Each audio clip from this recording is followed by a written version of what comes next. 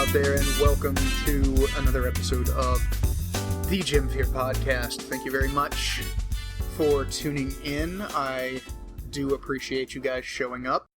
And just to let you guys know, I am not on the wine tonight. I actually went out and picked up a bottle of whiskey. My dad came home and spent the weekend with us over Easter. And we got a nice bottle of Rumpelmans. And I got myself a bottle of Evan Williams. And we sat down and I finally got him to watch Mad Max Fury Road, which is a fucking awesome movie, and fuck anybody who says otherwise. Yeah, Mad Max is the shit. I wish there were more Mad Max movies, man. And I know I'm getting off into the weeds. I'm just getting distracted because I'm drunk and I'm tired from work. But yeah, Mad Max is fucking great. I actually think that what's his name? The guy who played Max in the new one, Tom Hardy. That's his name. I think Tom Hardy did a good job playing Max. He didn't talk as much as Mel Gibson did. But if you've never seen the first one, because there's actually 4 Mad Max movies, and there's actually people out there who didn't know that. I didn't know that for the longest fucking time. I thought Road Warrior was the first one.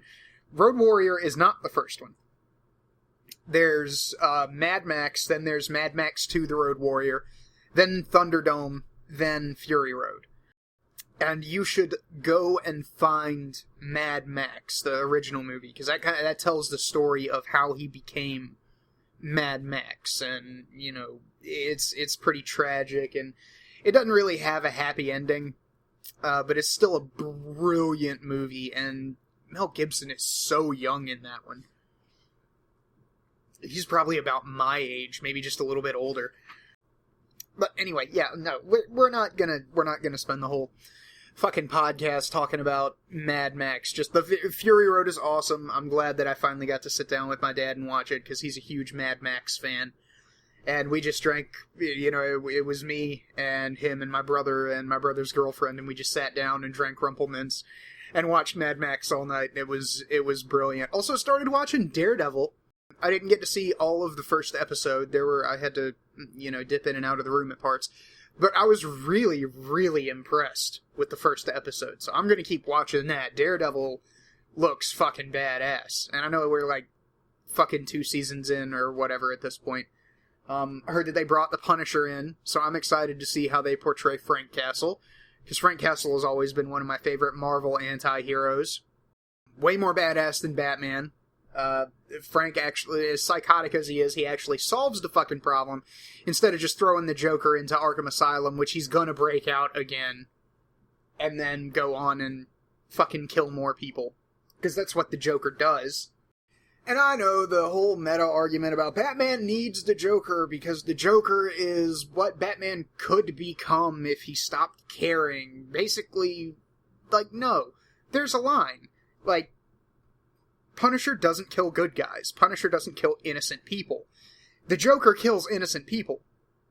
That whole argument about Batman being so fucking crazy that if he just let go of his principles just a little bit, just enough to put people like the Joker and Scarecrow and Penguin and Mr. Freeze and people like that underground, so where they couldn't hurt anybody else, means that Batman is a weak fucking person.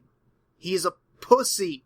And he is too afraid to do what is required to protect the citizens of Gotham. That is what Batman is, and I have no idea how I fucking got off on this. But yeah, Daredevil is cool. Daredevil looks badass. I like the guy who's playing him. He's got kind of a funny face. Like, no offense to the guy, but his face is kind of funny. He doesn't really remind me of... He doesn't really look like Matt Murdock to me. But, whatever. I can get over that. It's just every time I see, like, GIFs or pictures of him, like, in the whole Matt Murdock suit get up with the cane, I'm like, wow, that's Daredevil? Really? Really? But, nah, it looks badass. I can't wait to keep watching it if I ever have any fucking time to do anything fun ever again. which it's not looking good in that department, but... But yeah, I did have a couple of things that I wanted to talk about. First of all, well, I wanted to get to the Michelle Fields thing that's been going around, because nobody will shut the fuck up about it, and I figure I might as well throw my 2 cents into the zeitgeist for whatever the fuck good it'll do. But before that, I got a comment this week. Hang on, and if you'll bear with me, I'll cut this out. You guys don't actually have to sit through this, but I'll go and find the comment, and I will read it out to you guys. And I responded to this guy, and if I keep talking, then there's going to be nothing to cut out. But let's see, which video was it? It was, I want to say it was on the Time Machine. Don't worry, I don't have my sound plugged in. Yeah, here it is. It's by Sovereign Jared Kwan. Cool username, by the way. And he says, Jim, I'm surprised you don't make rebuttal vids since your Anatomy of a Clown shoe. What caused the lack of interest? And I told him basically that, like, it's not a lack of interest, guys. It really, really isn't. It's just a lack of time. I don't have time to devote to videos like that, because the creepypasta thing, like, okay, let me explain to you guys, for those of you who didn't watch the episode of this podcast that I did with my friend Dimension Bucket, which you should all go and watch anyway, because Dimension Bucket is fucking awesome, and we get into some really interesting talks about podcasting in general, and writing, and audio editing, and he's a fucking wizard. Like, he's actually a legit audio wizard. I think he graduates Hogwarts this year for audio engineering. But the way this works is there are people out there whose entire channels are based on response videos, and there's nothing wrong with that. I'm not knocking those people. That actually does take a lot of work. But people like Teal Deer, TL ;DR. Go look the guy up on YouTube if you haven't yet. He's awesome. He puts out good content. He's got a great voice and a good sense of humor, even if his videos are usually more on the serious side of things. But basically what happens is you have to actively go out and find those videos. And I did this for a while when I first joined YouTube. I would watch people who did response videos, and I would respond to the people that they were responding to. I would just go and download the original video and do my own response to it. Or occasionally I would go out and look up videos to respond to. That shit takes a lot of time, because you gotta have a lot of time for that shit. And I know I'm talking in circles here, but the way most people who do stupid political videos, like most feminists who make videos, they do a Gish Gallop. And for those of you who don't know what a Gish Gallop is, a Gish Gallop is basically where someone throws so much shit at you all at once that if you try to catch everything and break it all down and explain it, you'll be there until the end of time. They try to bog you down with a bunch of shit that doesn't really matter, or doesn't really have any bearing on the conversation at hand, and they try to bog you down on that so that you're not able to respond to their real point. And if you want to actually get into how all of this relates back to the original point, which sometimes it does, there are people out there who do the Gish Gallop, and it all somehow does tie back into their original point. But if the video is about abortion, then you're guaranteed going to get shit like the wage gap, you're going to get women's health, you're going to get Planned Parenthood, you're going to get all kinds of shit. And this is just kind of a general outline. This isn't 100% accurate, but yeah, you're going to get all kinds of shit in this Gish Gallop. And breaking all of that stuff down and writing the script for that takes time. Then you have to, well, the way I would do it, and I'm probably doing this wrong, is I would write the script out, and then I would timestamp every break into the original video that I wanted to do. So if somebody said something that went from 0 seconds to 5 seconds, and then I wanted to break in and do like a funny line, or, you know, address what they said, or tell them hi, or what the fuck ever, I would have on the script 00:05, and then write out what I wanted to say. And then I would do that for the entire fucking script. So I would watch the video, and I would write the script while I was watching the video, and I would keep track of the timestamps, and then I would have to go in, and the timestamps are very rarely exact, so I would have to figure all that shit out. And then it's just a matter of recording the script and editing both of these things together. And if you have a camera, it's easier, because then you just have two video files with audio attached in your editor, so you only really have to edit two files. But if you're doing like what I'm doing now, I don't really have my I have my camera, but I don't know where it's at the moment. So I would have to put up that little boilerplate image of, that chibi image of me drinking a beer with a cigarette, and edit the audio. So it would be putting both of these images in, which adds another layer to the complexity of the editing process. It's not that complex, but it's just, basically it means that it's going to take me more time to get through it. And on top of that, it's time that I don't really have, what with the day job and shit going on at home, finding good stories to narrate, planning for the next audiobook, which I have to because I'm almost done with the Time Machine, recording the podcast, and then, because this podcast usually goes on for about an hour or so, editing the podcast, which I usually do on Friday nights, because this is all done on the back end, so that I can deliver you guys a good audio experience where you don't have to put up with all my ums and ahs and as few mouth noises as possible. Because as much as I try to be professional, I'm still pretty amateur.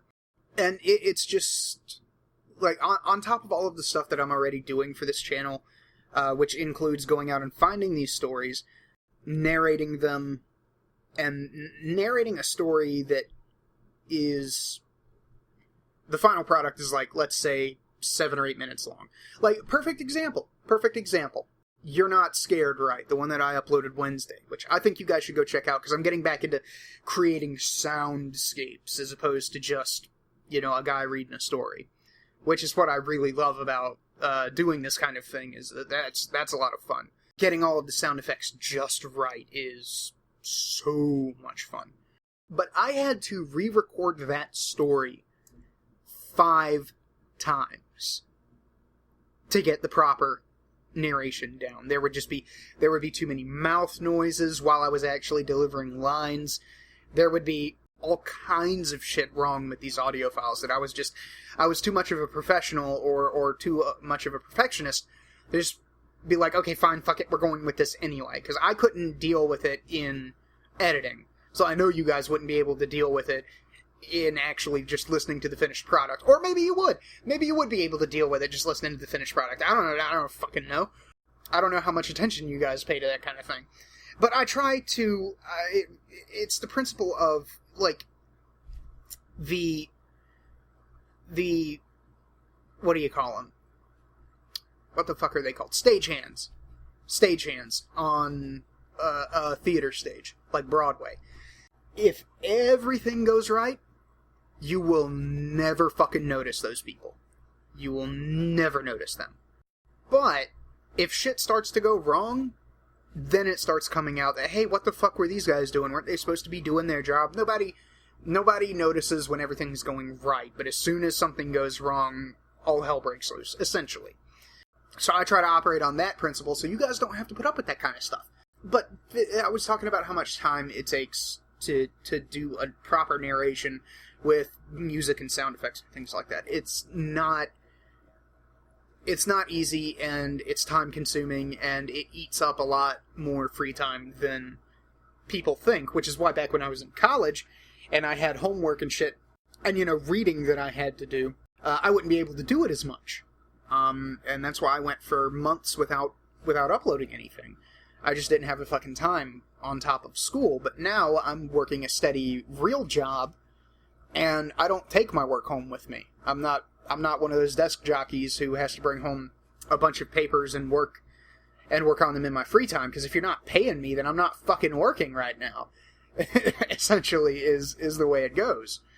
And that's not something that, that is something that that I instill as a standard, but that's also what I was told by my boss.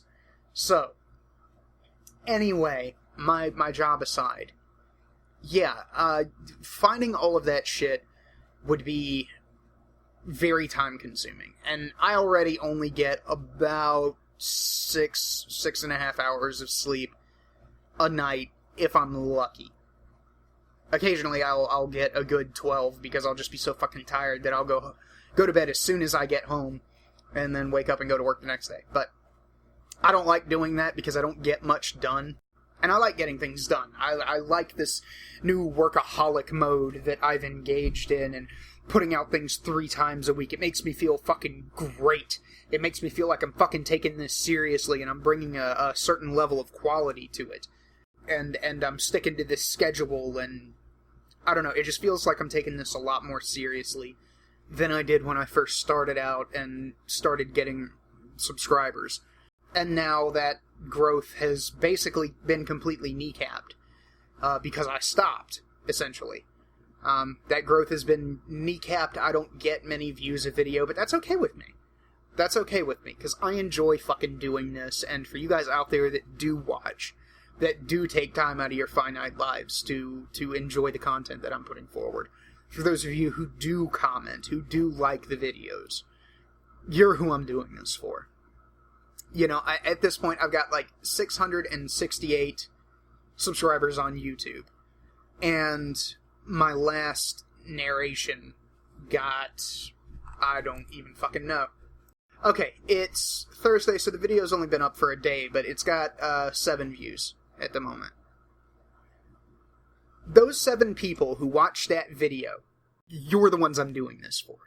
Those 7 people who watched that and enjoyed it, those are the ones I'm doing this for. I'm also doing this for myself. But there are people out there who enjoy what I do. And some of them may just be my friends. Some people may feel sorry for me. But I don't care what their reason is. I still want to deliver a quality product that people enjoy listening to. And that's kind of a big ethos with me. And that's why I stopped doing this.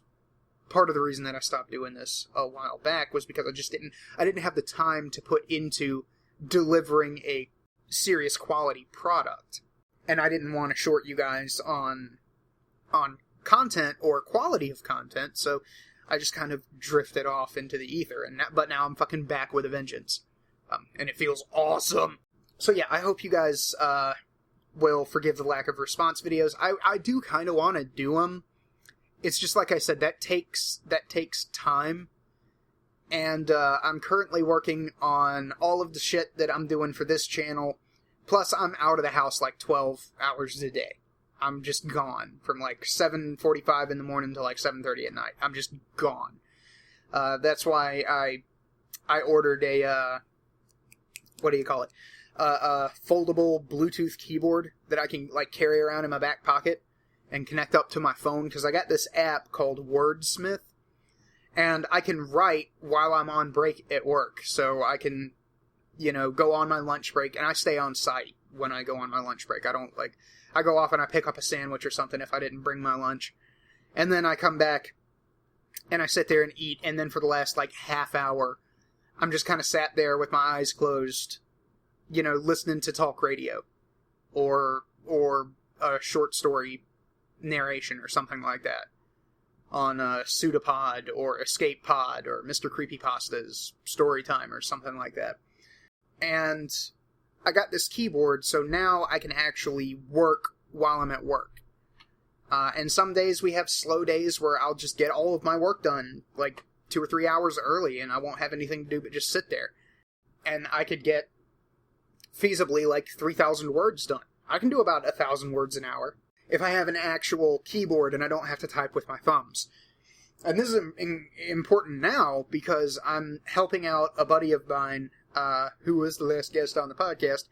He was talking about putting out another album. And he does have albums. You should go check him out, dimensionbucket.bandcamp.com. He has stuff. Check out his website, and there will probably be links. It's just dimensionbucket.com. But he's putting out, like, folklore tales. And he came to me the other night, and he was like, hey, do you want to want to contribute to this? Do you have any stories that you would like to see on this? Because I'm kind of blanking. I'd like to put more on, but I'm kind of blanking out on what I should put in here. And I was like, well, do you have Talipo? And he said, no, I don't. Do you want to do Talipo? I was like, yeah, fuck it, I'll do Talipo. So I started looking around for Talipo, and for those of you who don't know what Talipo is, Google it. I'm not explaining Talipo right now. But it's a great story. It's a story that I grew up with, because I live, like, just off of Appalachia. So I kind of grew up with that story. And it scared the shit out of me when I was a kid. But I started shopping around, and I could not find a fucking public domain version of the story. But the story concept itself is in public domain. So you can do whatever you want with it. So what I'm doing is I'm writing my own version of Talipo. And I'm going to send it off to Bucket once I'm done. Just first draft, like, tell me what you think, what do I need to change, give me some notes. And I'm planning on taking those notes into account and working out the story, and then it'll be, Talipo by JimFear 138, read by JimFear 138, kind of thing. I might even release a snippet of it on here just to advertise for the album that Bucket's doing. And then maybe like 5 years down the road, I'll just release the whole fucking thing. We'll see. We'll see how that goes. But I am definitely doing a version of my own version of Talipo. Let me see if I can figure out how many words I actually got down today. Yeah, I wrote today mostly while I was at work and on break and shit like that. 1,200 words. 1,200 words. So I'm pretty proud of that. If you can get like 1,000 words a day, you're doing pretty good as a writer. 1,000 words a day is pretty decent numbers.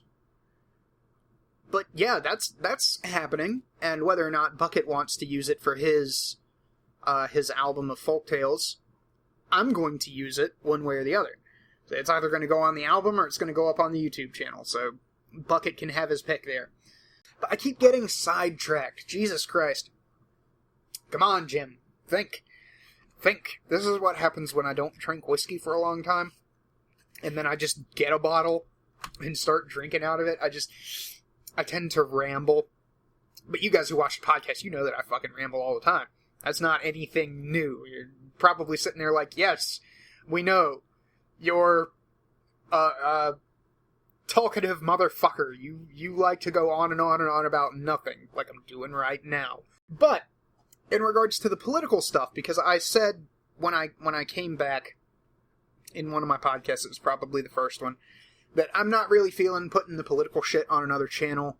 I still have that other channel because I'm subscribed to a lot of people that I'm not subscribed to on my regular channel, and I like keeping up with their videos and stuff like that. But I also have a blog. It's JimFear138.blogspot.com. I only have a few posts up there, and the only ones that are really worth a damn are In Defense of Eve Ensler, which I know. I know, trust me, I know. And Why Feminists Are Never Satisfied. And what I've been thinking is that because I've got ideas for articles like that, and I listen to a lot of people who just continually spout off shit that gets me excited, that gets my muse ramped up and moving, that I would start doing narrations of those. Just put them up here. Call them like JimFear Originals or something like that. And, I don't know, put those out like every other Friday or something. It'd give me incentive to actually work on the blog. And it would be some extra content for you guys. Every couple of weeks you would get a new kind of political video to generate conversation. And even if I'm wrong, I'm perfectly fine being wrong. Just so long, and I will even issue retractions. Like, that'll be one of the first things in the podcast is, okay, I was proven wrong on this. Thank you for correcting me. Kind of thing. I don't have any problem being wrong. I've been wrong a lot, and I think part of the problem with internet discourse, not to diverge into this topic for too long, is that people are really afraid to be wrong because being wrong about something undermines your credibility somehow. As if we're not all human and we don't make mistakes or we don't get our shit twisted sometimes. Often through no fault of our own. So, I try to avoid that. I've been wrong a lot. I've been called out for being wrong, and I usually try to take it gracefully. I'm just like, oh, well, okay, yeah, I hadn't considered that. You got a point there. Not to try to be a better interlocutor than the other person, but just to kind of admit my own failings. You know what I mean? Because I do fail a lot. But anyway, I've already got those two posts recorded, and I have to edit them and get them ready to go up, but those will be coming out sometime in the near future. Yeah, so I'm going to be doing that a lot more. Well, not like a lot, but more often. So there'll still be political shit. Maybe every once in a while I'll see something on like Honey Badger Radio or Xerxes channel or Dr. Randomer Cam or I don't know, John the Other or something like that. See something on Tumblr that's just too fucking egregious and I have to script a response to it. And then I'll make a good old-fashioned rebuttal video and then it'll be good fun for all. So yeah, now that I'm done bloviating about all that mess, I really wanted to get into this Cory Lewindowski, Michelle Fields thing. So, for those of you who don't know, Michelle Fields is a former writer for Breitbart.com, a site that I actually quite like. They gained a lot of street cred when they were the only people out there honestly covering Gamergate. That's kind of where they made their fame. I know they were around before that, but they kind of really blew up. Like, I had been involved in kind of the social justice side of the internet, not on the social justice side, just in that whole sphere, like the social justice people and the anti-social justice people, for a few years, and I'd never heard of Breitbart before Gamergate, and then Milo Yiannopoulos started covering it, and that's kind of how I found Breitbart. But Michelle Fields is a former reporter for Breitbart, and she was at a Trump press conference thingy in Florida, I believe, and the press conference ended. This is my understanding of things. The press conference ended, and Fields wanted to ask Trump another question about, what was it? Well, I can't remember what the exact issue was. I've had a little bit of whiskey. Forgive me. But I remember the big points about this. And she got through, somehow she got through the Secret Service cordon and reached out to kind of like grab and I watched the video, and what it looks like to me is that she was just going to reach out and tap Donald Trump on his like tricep or on his back or something like that. Just reach out and tap him like, hey, I'd like to ask you this question. You know, she was cleared. They clear all of the reporters that come into these kind of things. So she wasn't exactly a threat. But Cory Lewindowski, who is not with the Secret Service, who is Donald Trump's campaign manager, and so far as I know, he doesn't have a background in law enforcement, reached out, and he grabbed Michelle Fields by the arm, like, by her upper arm. Like, if you look at the video, it's quite obvious that he did not reach out and grab her forearm. He reached out and grabbed her, like, around the bicep, tricep, the upper arm area, and yanked her back. And she almost she lost her balance, but she didn't fall. She just almost fell. And it really should have been nothing. Like, I am so disappointed in everybody on every side of this. Like, I have not found one single person, other than Stefan Molyneux. And even him, I disagree with several things, because he's a Trump supporter, but he's also Canadian, so it doesn't really matter who he supports. Not the trash Stefan Molyneux. I love the guy's show. He gets some weird callers. But, I've been listening to Glenn Beck talk about this. I've been listening to Mark Levin talk about this. I've been listening to Ben Shapiro talk about this. I've been listening to, like I said, Stefan Molyneux talk about this. It's a fucking circus. The way that this should have gone is that, you know, the thing happened, right? Lewandowski reached out and grabbed Michelle Fields and he pulled her back. And it didn't seem that violent. It just seems like cause she was wearing high heels. So, I mean, it's pretty easy to unbalance somebody on high heels. They're, high center of gravity, really, really tiny kind of connection to not a wide base. It's really easy to unbalance somebody on high heels.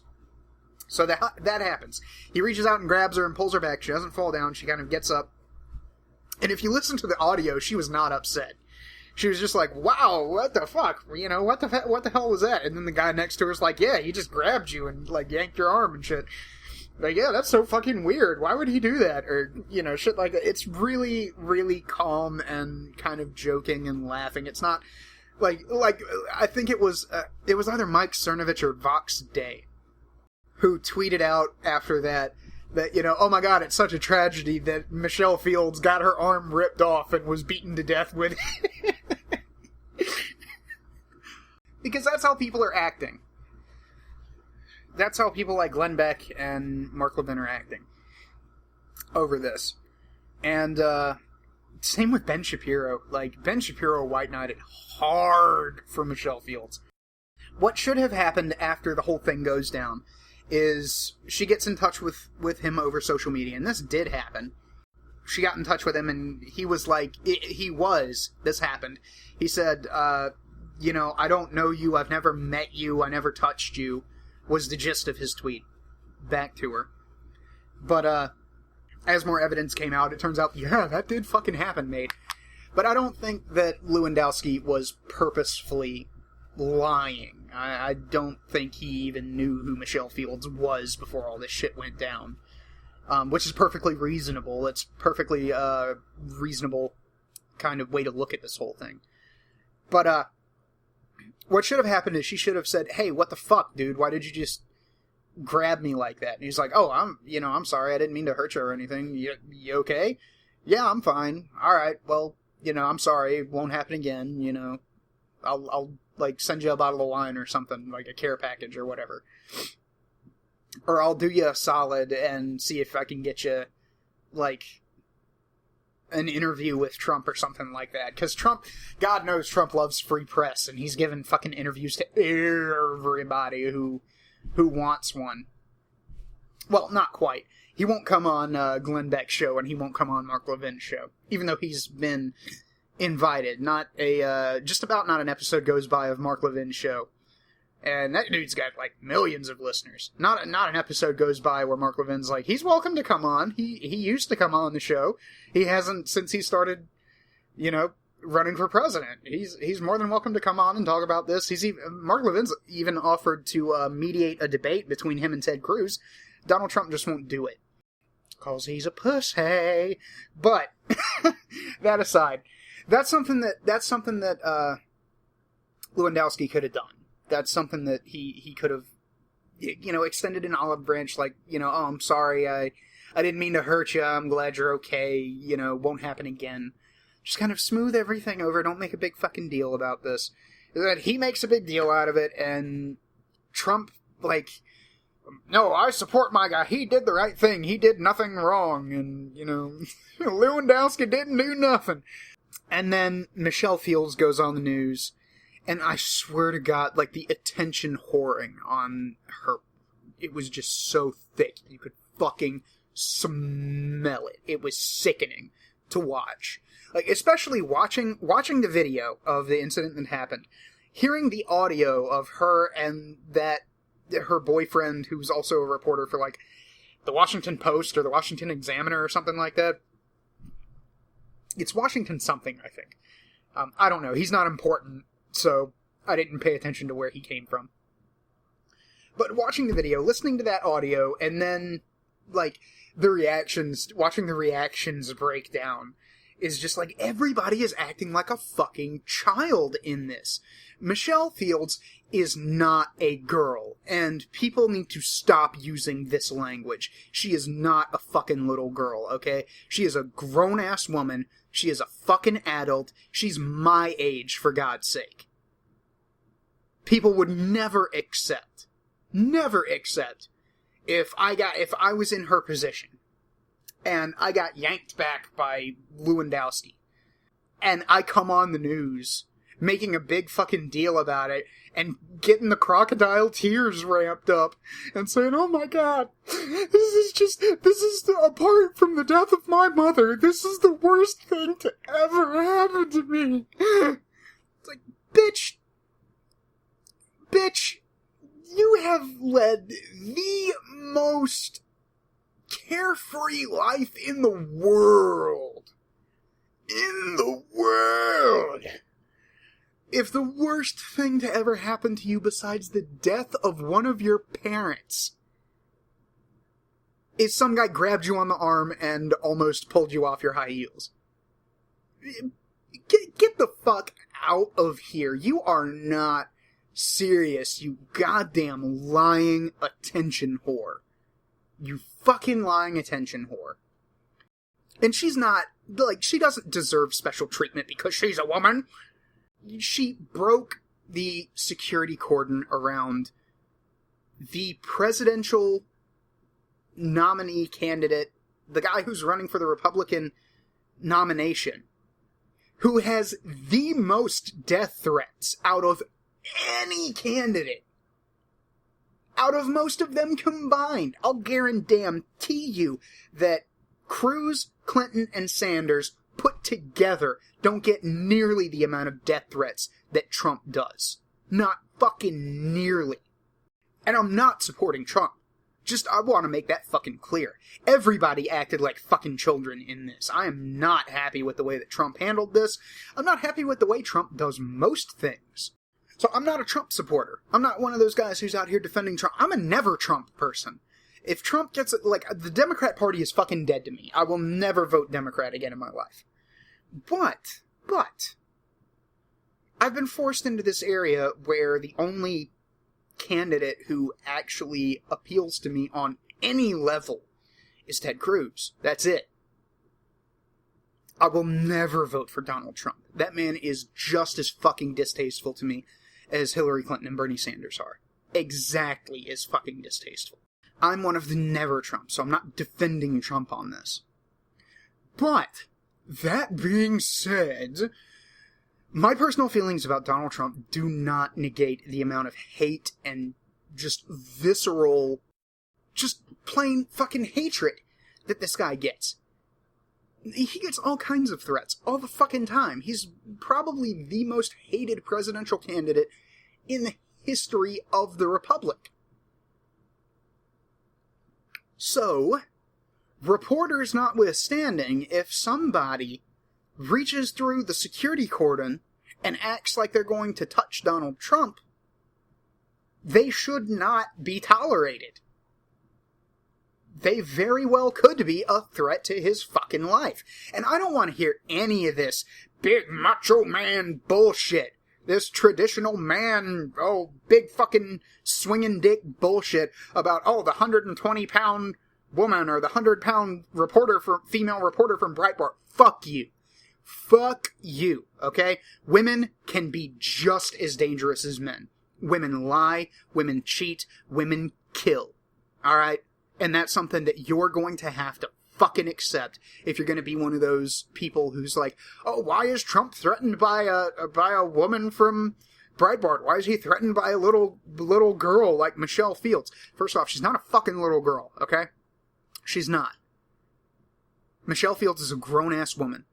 And it is more than plausible that she could be a threat to Donald Trump's life in any given number of situations. So yes, fucking security did not do their job, and Lewindowski did their job for them. That does not mean that he was right. Although, the way I understand battery, the way it was quoted to me, is that simple battery is acceptable in defense of someone whose life may be in danger. And if Donald Trump's life isn't in danger every second of every day, then you're fucking nowhere. You're in outer space. You're on fucking Pluto. Dude, I don't know what universe you're living in, but give me some of the shit that you're smoking, because I want to be that high. There's every possibility that Michelle Fields, or any given woman, could be a perfectly viable threat to Donald Trump's life. That could happen. And sitting there like, oh, why is the man afraid of the woman? Fuck you, dude. Get the fuck over yourself. Get over your macho bullshit, okay? Women are just as dangerous as men. That's one of my biggest problems with how people are handling this, honestly, is that they're treating Michelle Fields like, oh, she's just some weak little girl who got manhandled by that big, mean Mr. Lewindowski. Dude, get over it. Alright, and maybe this is just me. Maybe I'm just one of those people who, when women said, we want to be equal, I took them at their fucking word.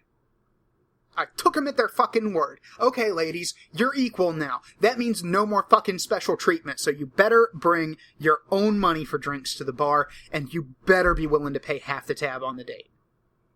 We're fucking equals. That's how this works now. That's what you said you wanted. No reneging, no special treatment. And I extend that to all women. So the way people are treating Lewindowski like she's just some... Or, not Lewindowski, Fields, like she's just some poor pathetic little girl who just got her arm ripped off and she was slapped around the room by this vicious, rapacious ogre who probably kicks puppies in his spare time. No, he was defending his boss. And maybe he was defending him from the uncomfortable question that Michelle Fields was asking. Because, admittedly, that could be a very uncomfortable question for Donald Trump. It was, not Planned Parenthood. It was, I can think of what it is, but I can't think of the specific phrase that it is. It's where you consider people, for things like jobs or college placement based on things that they can't control. Affirmative action. That was it. That's it. I know if I started rambling about it, then I would eventually come up with the answer. But I didn't want to sound stupid. But I just wound up sounding stupid anyway, so I might as well fucking go ahead. It's my podcast. I'll do whatever the fuck I want. But yeah, she was going to ask a question about affirmative action. And that could have been a very uncomfortable question for Mr. Trump. So, maybe Lewindowski heard what she asked him, and just snapped out and grabbed her and yanked her away, and Donald Trump kept moving, just completely oblivious to what was going on behind him. And that's really no fault of his. I mean, he was turned the the complete, exact wrong direction to see everything. He wouldn't have seen any of this, because he wasn't facing this way. He had shit going on literally all around the room. He can't be everywhere at once. So, once again, I don't think Trump is a good candidate for president. I don't really even personally like the guy. I kind of actively dislike Donald Trump. I make fun of him just about every chance I get. But in this instance, Trump wasn't wrong. And whether or not Lewindowski was wrong will be decided by the legal system, not by me. Because frankly, my opinion on that doesn't really matter all that much.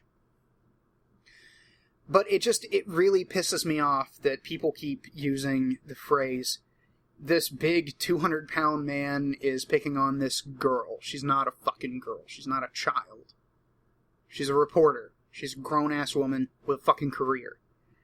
And, like I said, I don't think anybody was right in this. I don't think that Ben Shapiro should have left Breitbart over this. I don't think that was the right thing to do. I think it was especially fucking scummy of Breitbart, and this honestly lost me a lot of respect for Breitbart, like, almost complete respect lost for Breitbart, because, Ben Shapiro's dad wrote for Breitbart under a pseudonym, and after this whole Michelle Fields thing went down, Ben Shapiro quit on basic principle, like, and I gotta give respect to the guy. You know, he may be a white knight from hell, but he has principles and he sticks by them, so good for you. But his dad quit behind him. And then Breitbart still owned the byline that his dad, the pseudonym that his dad wrote under. They still owned that column. So they had somebody else write an article and published it under that pseudonym, making it look like that was Ben Shapiro's dad talking. That was pretty fucking scummy. That was dirty of Breitbart. And then Michelle Fields getting on TV and attention whoring about, this is the worst thing to ever happen to me. And then, like, the way Trump has just completely doubled down and not, their story kept changing. And then they realized they were going to have to give out the fucking evidence tapes, whether they liked it or not.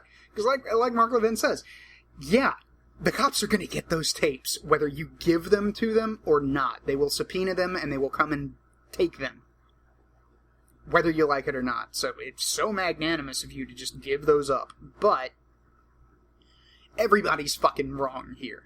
Everybody. This should have never blown up into something that I've spent almost a fucking half hour talking about on my personal shitty little podcast back in the ass end of YouTube. It's so fucking stupid, and I just had to vent about it for a little while. The whole thing. But the gynocentrism is really what ticks me off about this. Like, I don't care that Lewindowski was brutalized. I don't care. Or not Lewindowski, Fields. I don't care that Fields was brutalized, okay? I don't care about the fucking bruises on her arm. I don't care about her fucking crocodile tears. I do not care if Lewindowski goes to prison for the rest of his life. Do not care. It's not my fucking problem. Trump's not my candidate anyway. Technically, none of them are my candidate. I'm just backing Cruz because I don't really see another choice.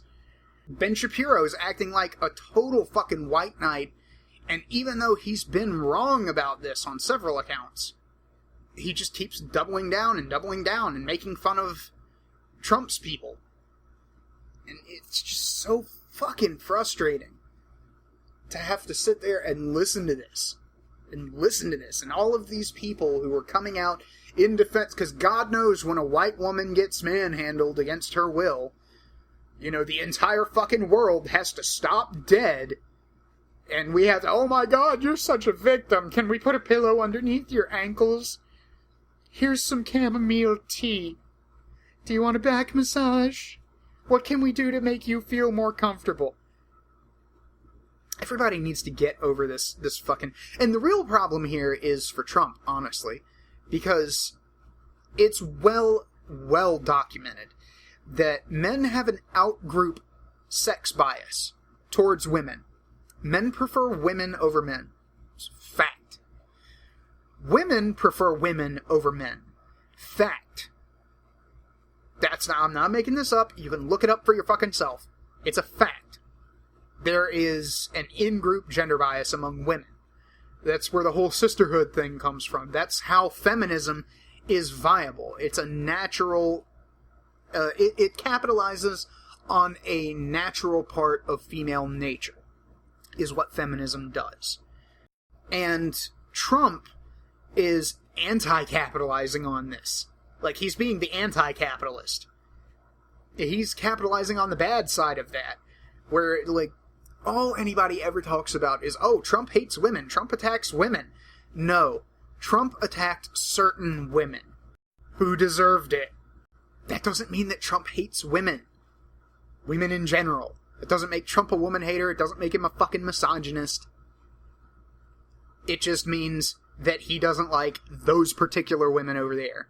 But of course, the identity politics people out there will capitalize on this in-group bias that women have and go, hey, women, he said this nasty thing about Rosie O'Donnell, who totally deserved to have that nasty thing said about her, because she totally is that nasty thing.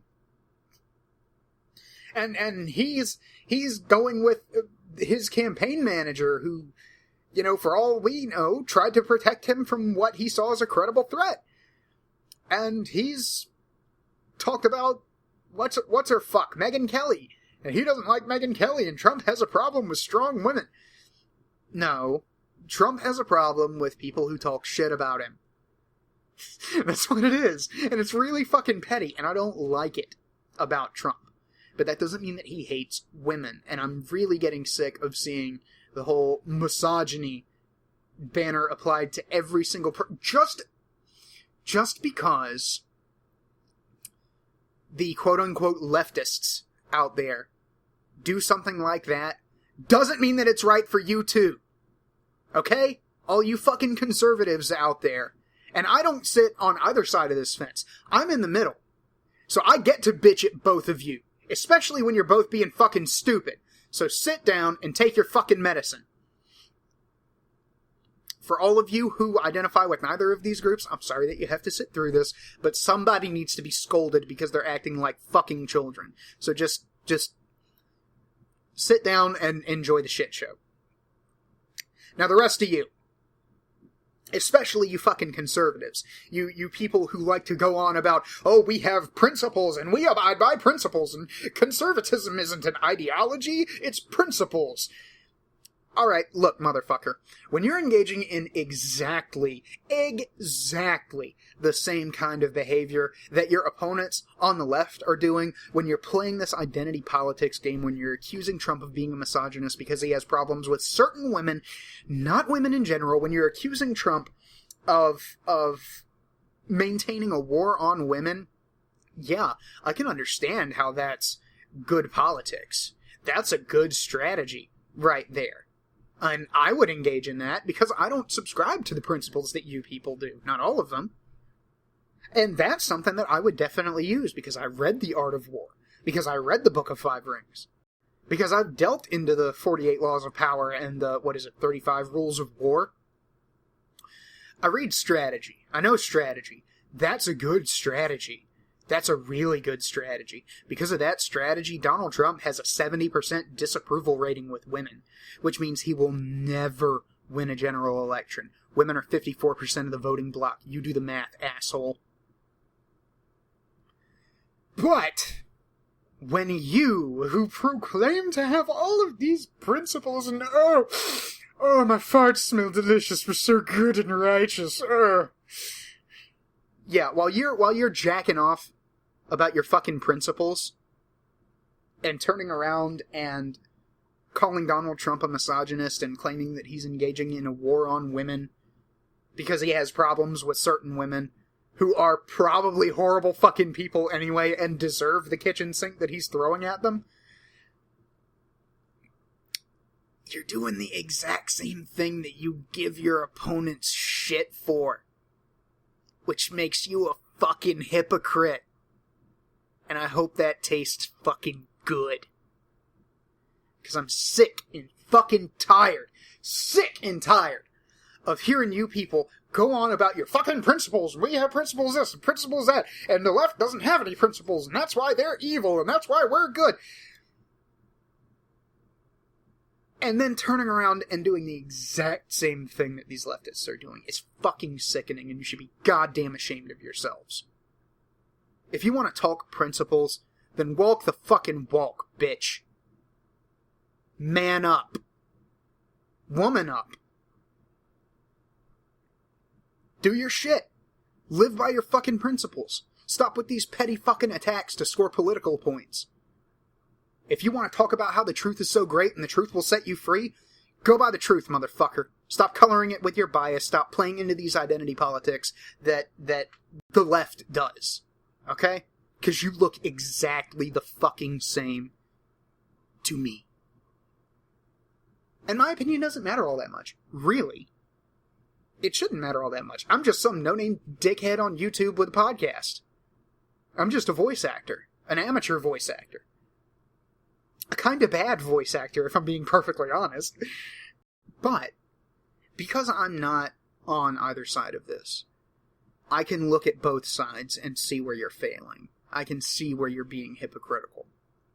So, take my shit talk for what it is. It's shit talk. But at the same time, did I lie? Did I tell an untruth? Or was I too mean? Get over it. I didn't tell a lie. Not knowingly, at least. And if somebody can prove me fucking wrong, hey, you proved me wrong, congratulations. Cookies in the mail, and I'll be putting out a retraction next week. But if you're going to talk about principles, then live by your fucking principles and stop playing into this shit. Stop using your enemy's tactics against them just because they're effective. Stop using your enemy's tactics against your enemies within your own camp just because they're effective. Live and die by your fucking principles if they're so goddamn important to you. Otherwise, stop fucking talking about it. Because all this goddamn moral posturing and virtue signaling is getting sickening.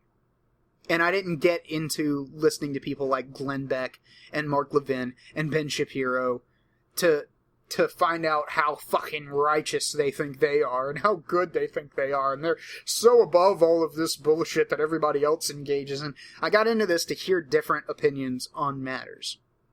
I didn't get in this to listen to you motherfuckers jerk yourselves off.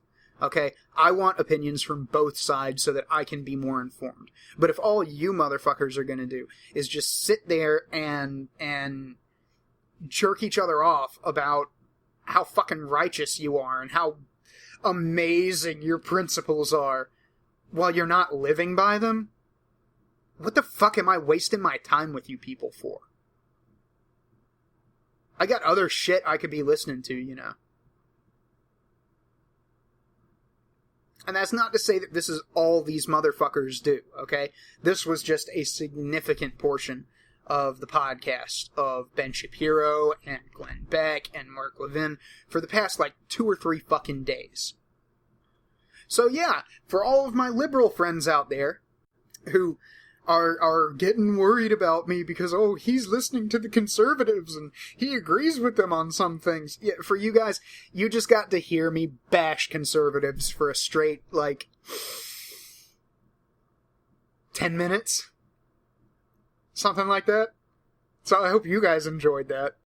It was kind of bashing both sides, but really, somebody needs to slap these people upside their goddamn head, man. Somebody needs to just go upside their head. I wish I had the fucking reach to do it. Because honestly, I think that rant broke down pretty much what's going on in both of these camps right now. The left uses identity politics to virtue signal about how much better they are than the right, and the right uses identity politics to virtue signal about how much better they are than the extreme fucking crazy wingnut right. Motherfucker! And I'm sitting here in the middle guys, they're winning! The real dangerous people are winning! While you're over there worrying about some dude who doesn't have a fucking chance in the national election, they're winning! Did you see the numbers for Hillary and Bernie right now? They're winning! You guys need to stop! You guys need to stop worrying about him! Or at least deal with him honestly and quit pretending that you have principles. Fuck's sake! I don't know. I'm sorry, guys. I didn't mean to get bogged down in all of that. Well, yes, I did. I did totally mean to get bogged down in all of that. At least I'm honest. I totally meant to get bogged down in all of that. And it was fun, and it feels like a weight has been lifted off of my shoulders. But the political discourse in America right now is so insane that really, a lot of the time, I wonder why I fucking bother. Why am I involved? Why am I listening to these people? I could go and listen to Mr. Creepypasta, you know?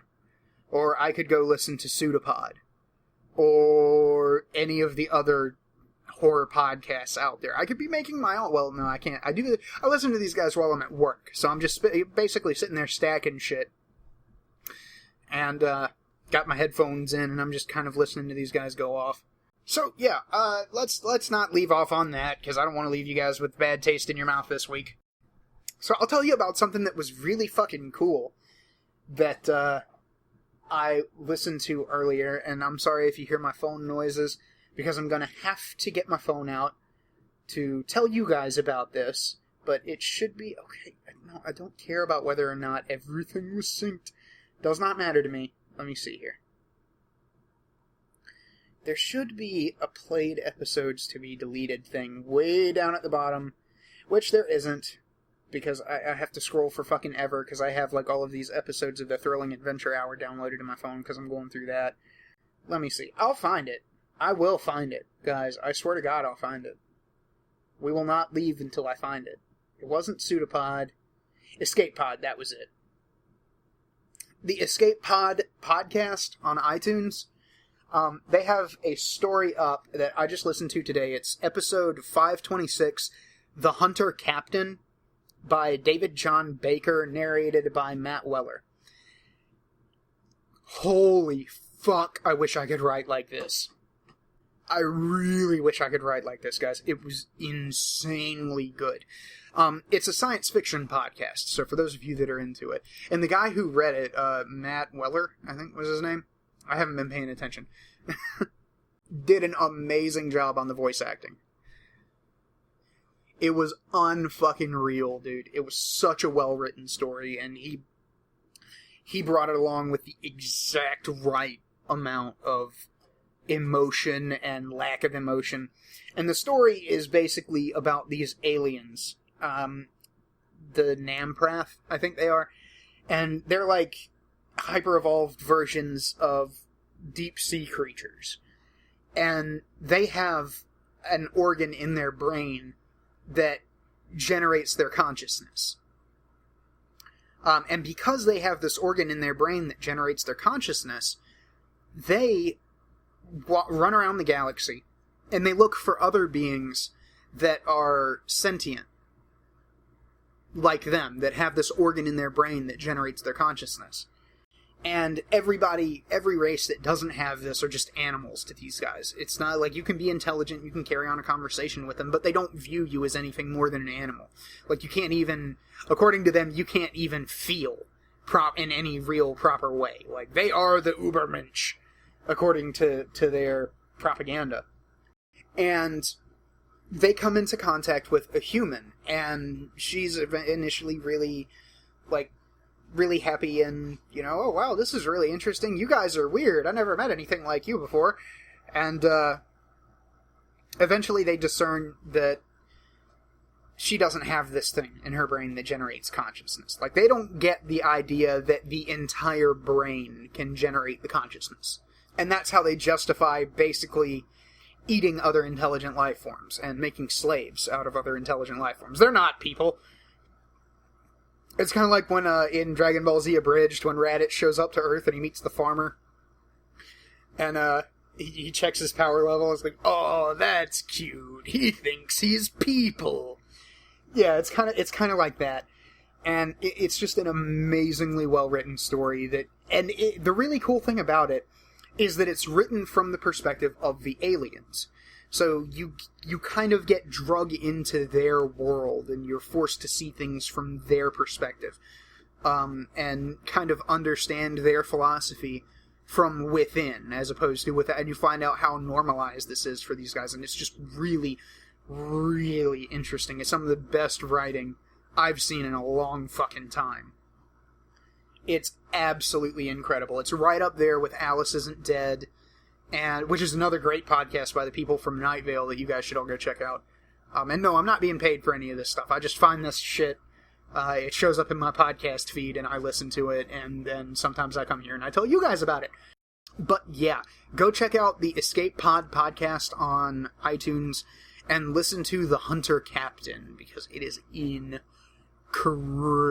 It'll knock your fucking socks off, especially if you're a fan of really good sci-fi. It's awesome. Definitely worth the fucking 40 minutes or so, 35, 40 minutes that it'll take you to get through the story. It's incredibly, amazingly awesome, and I cannot heap enough, what are they, adjectives? I have a command of the English language, but I'll be goddamned if I can tell you what any of the parts of speech are. I know, I'm horrible. But, yeah, so that's about it for the podcast. We'll be going on for about an hour and 10 minutes here. So I think I'm going to go ahead and cut it here. Thank you guys for letting me get that whole shit about the Fields Lewindowski debacle off my chest. I hope you guys will enjoy the content that I'm putting out. I hope that you have been enjoying the content that I've been putting out. I hope that you guys will go check out Escape Pod. And no, they're not paying me to do advertising for them. I wish. Trust me, if they were, I would make that very fucking clear, because I would be so insanely proud that somebody thought my shit was good enough to to sponsor. Yeah, you guys would know. But yeah, go check that story out, because it was awesome. And you can check out my Bandcamp. I've been meaning to get some other shit up there, but life keeps getting in the way, as it so often does. All of that will be linked in the description. Go on and read the blog post. If you go over to the blog, you can get a sneak peek at 2 of the videos that will be coming up, and they're not going to be anything fancy. It's just going to be me reading these thoughts that I've put down out there in the internet. There will be a link to the blog in the description. And yeah, thank you guys very much for taking time out of your finite lives to come over here and listen to my pointless rambling. If you haven't yet, you should go and check out the episodes that I did with Cloud Cuckoo Country and Dimension Bucket. They are up on the channel. And I hope that you guys have a wonderful, wonderful fucking weekend. Alright, thanks for listening, everybody. I'll catch y'all next week. Peace out.